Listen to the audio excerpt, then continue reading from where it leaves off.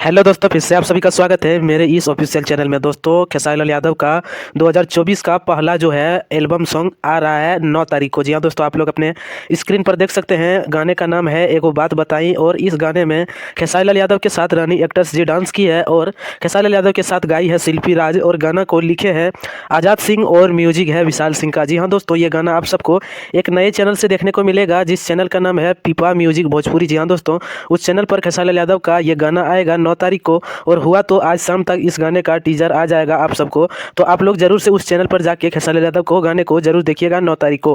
बाकी दोस्तों, आप लोगों को बता दें कि जिस प्रकार से खेसारी लाल यादव का ग्लोबल म्यूजिक जंक्शन से रिलेशन चल रहा है, ठीक उसी प्रकार से इसको भी कोलैबोरेशन करके छोड़ा जाएगा इस चैनल पर। कहने का मतलब है कि एग्रीमेंट में खेसारी लाल यादव फंस गए हैं, इसके कारण से ग्लोबल म्यूजिक जंक्शन को अपना डिजिटल पार्टनर बनाकर उस चैनल पर गाने को छोड़ा जाएगा। बाकी दोस्तों, आप लोगों को वीडियो पसंद आई हो तो वीडियो को लाइक कीजिएगा और चैनल पर रहे हैं तो चैनल को सब्सक्राइब करके ऑल पर लाइक जरूर कीजिएगा। मिलूंगा फिर एक नए वीडियो के साथ, तब तक के लिए धन्यवाद।